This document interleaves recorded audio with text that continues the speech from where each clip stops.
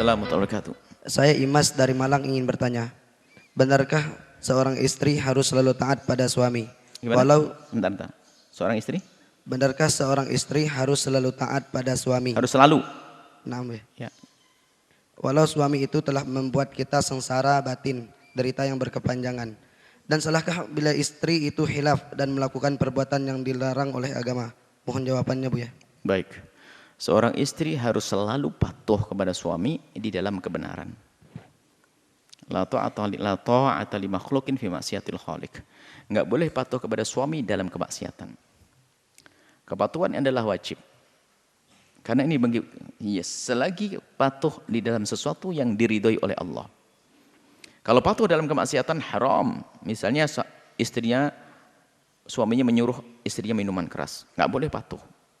Termasuk suaminya mengajak istrinya berhubungan di waktu haid, enggak boleh patuh. Enggak boleh patuh karena untuk haram enggak boleh patuh. Baik. Kemudian jika suami ternyata yang harus dipatuhi ini telah memperlakukan dengan tidak benar, menyakiti dan sebagainya, tidak ada alasan untuk tidak patuh. Tidak ada alasan untuk tidak patuh hanya karena kekejaman sang suami dan jahatnya sang suami. Patuh dalam kebaikan. Suami jahat tapi kalau nyuruh sholat tetap sholat. Nyuruh baik. Cuman bagaimana kejahatannya? Adapun kekejaman yang suami adalah kalau Anda ingin tidak patuh kepada suami, ada kesempatan bagi Anda yang didolimi oleh suami ngajukan ke mahkamah untuk pisah. Selagi di bawah naungan suami, selagi itu diperintahkan kebaikan, harus patuh. Biarpun suaminya jahat. Sama dalam urusan pemerintahan misalnya, kerajaan atau kepresidenan. Presidennya jahat, tapi kalau memerintahkan yang baik wajib patuh kita. Nggak boleh tidak. Termasuk dengan suami, kalau memerintahkan yang baik harus patuh. Adapun untuk menghilangkan misalnya kedolimannya, ya ada. Selagi seorang wanita didolimi oleh seorang suami, Islam memperkenankan dia untuk mengajukan ke mahkamah agar dijauhkan dari sang suami dengan dipisah. Baik. Adapun pertanyaan selanjutnya enggak boleh. Misalnya karena suami begitu lalu dia melakukan keharaman misalnya. Mohon maaf mungkin suaminya kejam, tidak pernah mesra dan sebagainya. Lalu seorang wanita melakukan keharaman dengan laki-laki, terhina dia. Dosa pada suami, dosa kepada Allah. Dan hanya manusia hina semacam itu. Kalau ada wanita yang semacam itu, segera tobat. Kalau memang tidak kuat dengan suami karena kekejaman suami, minta pisah ke mahkamah, baru nanti mencari pasangan yang soleh. Tapi kalau dengan cara melanggar di balik ini semuanya enggak diperkenankan. Pelanggaran itu zina dosa, muqaddimah zina dosa. Enggak tahu pelanggarannya apa yang disebutkan tadi. Yang jelas enggak boleh.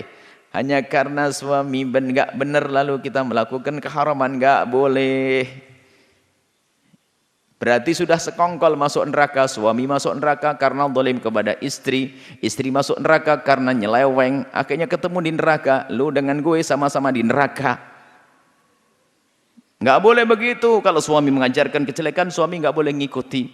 Kalau ternyata ada kezaliman, maka seorang istri boleh mengajukan ke mahkamah untuk hidup sendiri dengan mulia.